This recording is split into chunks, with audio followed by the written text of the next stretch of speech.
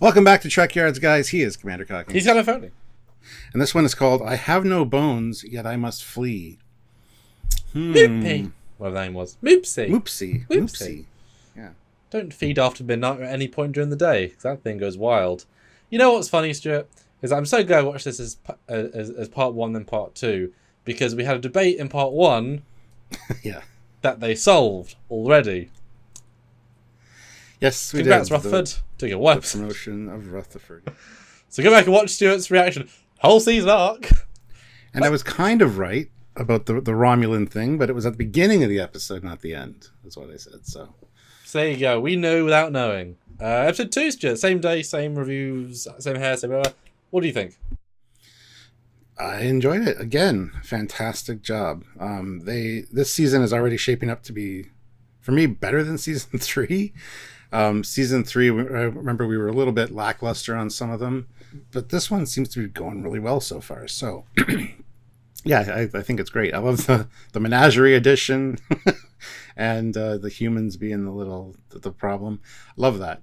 It's so totally like social commentary. But yeah, I thought it was fun and kind of cute. So yeah, I really enjoyed this one. And I was frustrated with Mariner because I knew kind of that she was misunderstanding what Ransom said, and I'm glad that it worked out in the end. And I'm glad that wasn't an ongoing thing. I'm glad it was solved in this episode.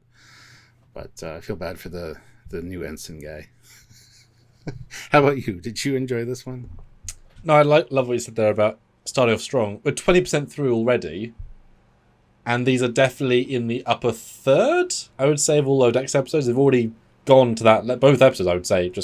I think both had just better ideas. Because the ideas are going to be strong, right? The way they handled this one, I thought, was great. It was definitely, even though it was a thematic part 2. So it does make sense to watch them back to back. There is a certain payoff to that. So cool, I get it. And it feels good even to have such a quick resolution to Rutherford. It worked in such a short form. But, we have said that umpteen times about the Bassard window placement. That's been often a thing. So that to see it realised is Trekyards' dream, is what we've said. So there are things in it that are extremely Trek clever and good ideas. You put this together with a good pace. Mariner's a good, strong lead for these things, but develop her strongly. 2 new ensigns is great. Already showed disparity between their new status and the 2 new ensigns. Was interesting. They felt younger. There was a fun play there already.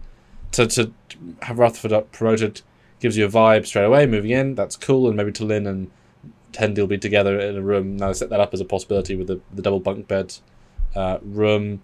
Having the cute alien is a very Doctor Who thing. Evil, tiny, but cute.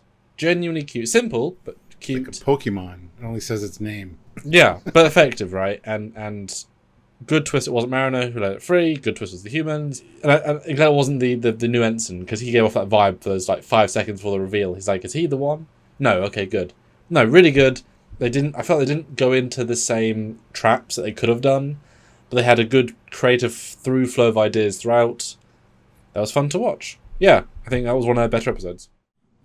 Yeah, and we got a new nemesis for Rutherford and now Tendi, Luvic. And, resolution on the little flashy tubes. They are called Tucker tubes. We know this now. Or the upgraded one with the extra tube is Billups tubes. I love that. That was great. It's Trek. It's what we do. This is us. This is our thing. I hope Contran is happy, because it makes sense. But I love how Billups is even like, I don't even know what they do. Yeah. Well, the third one. The third one does. That was fun. Yeah, but I like that Trip Tucker would invent them. That's kind of cute. That kind of makes sense in a fun way. Yeah, it was smart. It was fun, and it's true. The micro improvements are impressive until a young whippersnapper comes in. But what a fun payoff at the end. I've refused 3 promotions. It's like, oh no, because yes, they have done miracle engineering things. Obviously, yes, that was nice. I'm just asking. Can I just have my promotion? Yes. Oh, okay. Oh, you got 5 of the buffer. I mean, fair enough.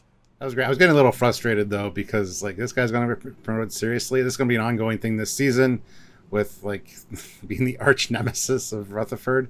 Nope. Well, I mean, they did make an enemy at the end there. Where he's like Rutherford and Tendi. we'll see how that plays out if it does at all. I'm just glad I'm again wrapping it up in the same episode. I love that. I hate when things get stretched way too thin, and they're just hitting the beats and just answering the questions. And yet wasn't rushed. No, not That's at all. impressive. Yeah. And yeah, I can. Although considering that guy's on the ship a week, give or take, wow, shows you can fast track if you just really go over the board. I mean, I can kind of buy it, right?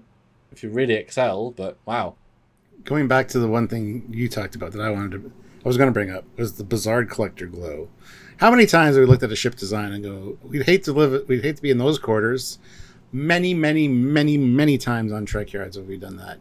I felt like that was a Mike McMahon and team going, we watched Trekyards. I mean, I'm sure other people have thought of that, obviously. I just thought that was great. And then Rutherford just comes in and like changes the opacity of the windows or whatever. That's great. I said it out loud as soon as he walks in. It's like there's a feature for that, right? It's just the room's not being used, therefore it's been reset mode, right, from some incident, and it's great. I mean, he did get good quarters. That's a joke. He got good quarters in a good spot by himself, and he messed it up. And I did laugh out loud at why they put a room between two holodecks. I don't think the walls would be quite that thin, but no. Yeah. They must have a big booming THX sound system in there. Which, in fairness, is a giant hollow room. Yeah. But yes, certainly that joke didn't make sense, but it was very funny, and to hear the captain's version. There's probably like an audio dampening control in that room as well to tune that out, so... I mean, there have been multiple times I can think of, I think I can think of, where in, I think, Voyager and TNG, where they walk up the holodeck, there's nothing, doors open, then the sound comes in. As a, like, what are they doing? Oh, it's a medieval song, there's something happening that's then audible. But of course, it's a California-class, low-tier ship. It ain't getting anything antiquated holodecks, in terms of they're not up to date in any meaningful way. So that, right? But yeah, I mean, I was kind of impressed that they were hitting the lieutenant card straight away. Having just debated with you an hour ago about what they're going to do with that or not, and I do feel like they genuinely said goodbye to the bunker corridor. That felt like a meaningful moment, which tells me we're actually moving forward.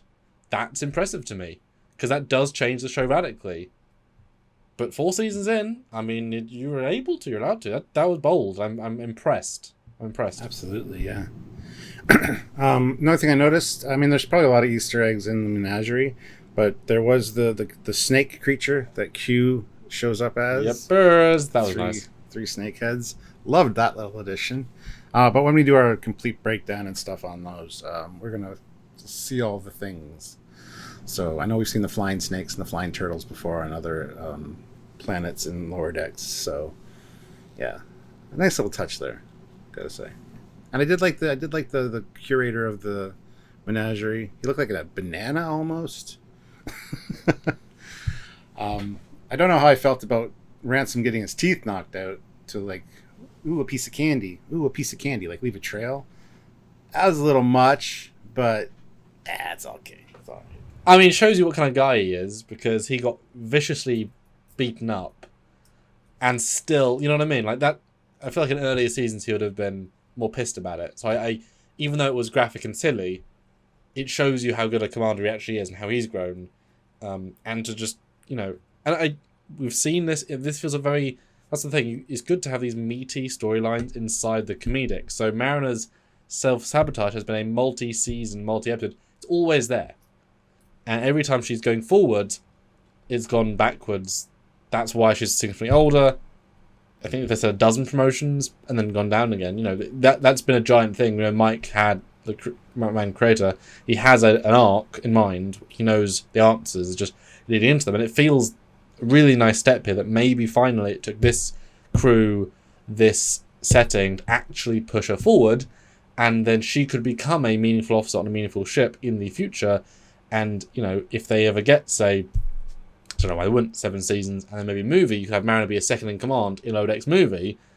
It really isn't Lower Decks anymore in the abstract, because now but because it's the characters, they're so built up, etc. It's like almost, is Next Generation if you've now been doing the show for 7 years and you are the generation, right?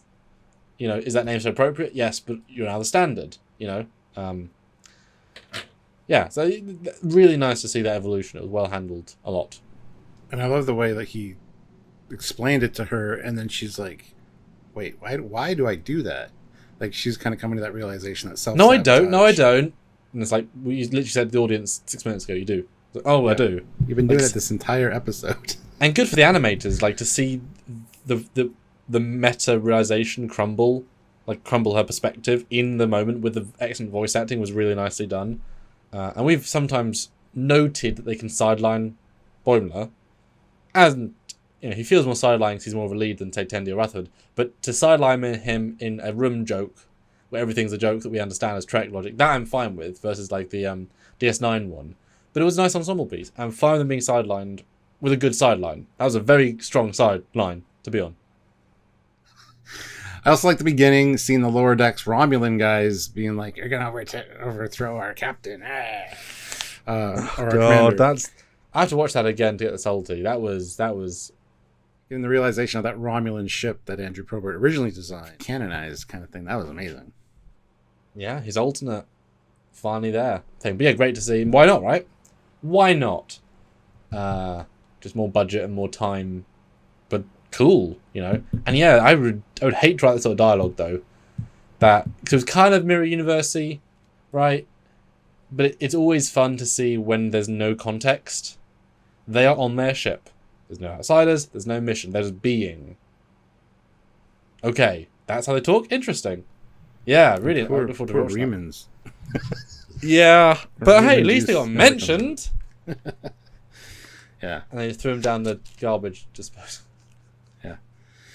There was that's kind of like the holodeck duty that Boimler had in the last episode, cleaning the and speaking of Mirror Universe, there was a Mirror Universe Archer figure that Boimler had. I love seeing the stuff in their boxes.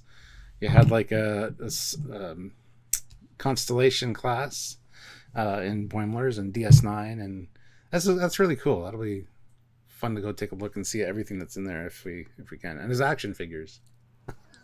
Yeah, I wish we got a close up on the third one that he played with in the Jeffries tube, because I think that was in First Contact costume. So it'd been Rathacon, Mirror TOS, and then what a callback. How the hell do you know Mirror Archer? Yeah, that's a good point, actually. Okay. I mean, that's a story to come, you know? All you have to do is, you know, find a Mirror Universe ship and, you know, or maybe Smiley gave us all a giant log of all Mirror Terran, and it had that one moment he's preening, you know, "Look at me, Hoshi." At that moment, recorded. Because the Defiant records everything. Silly, but fun. You know, it's the why not sort of thing. Yeah, I did like the creator as well. I mentioned him earlier, he was quite fun. Waiting for him to be the villain, though. So I liked he wasn't. That was a nice twist. The human twist's more interesting. That was a nicer note, I thought. And then lots of fun things. Because, yeah, you know, we are aliens to everyone else. Right? That's totally logical. Although I was waiting for a Telosian reference. Yeah, so was I. I was shocked we didn't see a Telosian, like at the end when it's open, to walk in like, oh, it's a good menagerie. Or you know, to him to meet up with the guy, like, oh, he's dead, okay, you can't. But whoever's now leading them, you know, like, that would have been nice just to kind of, because Cage never gets a lot of love, and Telosians are a good design, would have been, not, I think, obvious to, or like a Telosian took over the menagerie, would have been kind of fun. That would have been great. Yeah. He walks in and his thing goes, you know, those veins, yeah. There were references to it for sure, just calling it the menagerie, first of all, but also humans get stuck in menageries all the time. Poor Pike. But I just wanted to see more of that. Yeah, I agree.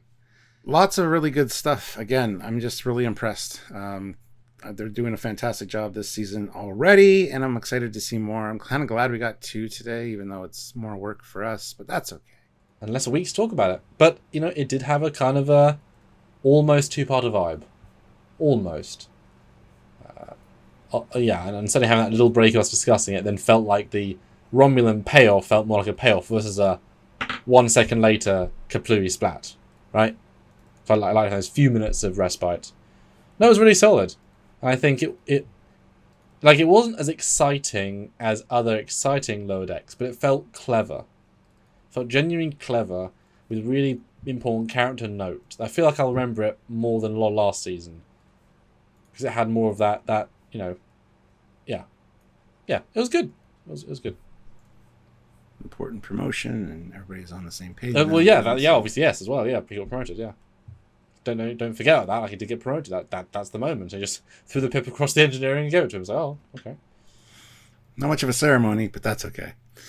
But yeah, I think that's it for us. But we want to hear from you guys, and that's what the comment section is for. So go down in the comment section, let us know what you thought about this episode, and be sure to hit like, make sure you subscribe, notify yourself with the bell notification icon, do all the things, and join us for the live breakdown and review, which we'll be doing on this and all of the other episodes in season 4. So you don't want to miss any of that stuff. So come join us. Did you know?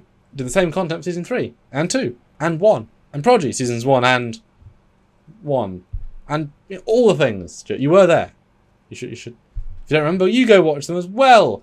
If you like what we've done from now until back then, and hopefully years to come, then support us anyway. These are a few of those ways. Patreon, it's a monthly donation service. Any little amount adds up. Or one-time donation via PayPal at trekyards@hotmail.com, or super chatting our live. So we're live doing content, detailed breakdowns or discussion or theorization. Put a super chat in the chat, get that heard, get it read out, and be part of the conversation. Or you can super thanks on any video. So if you really loved Lower Deck Season 1, hey, go and super thanks on any of those videos. Or join the channel on YouTube. It's like Patreon, but not on Patreon. So is it like Patreon? Yes, but it's Patreon YouTube. It's a YouTube Patreon. It's YouTube. Join button. Click it. All the things. Mm-hmm. Get your promotion. Join our fleet. That is true. You can get president. You can get promoted right away. Exactly. Yeah. The biggest click the join promotion of all. button. Exactly. Yeah. We're speaking about promotions, so might as well throw that in there. There you go. Anyway, until next time, he is Commander Cockings. He's Adam Foley. See you guys later. Bye, guys.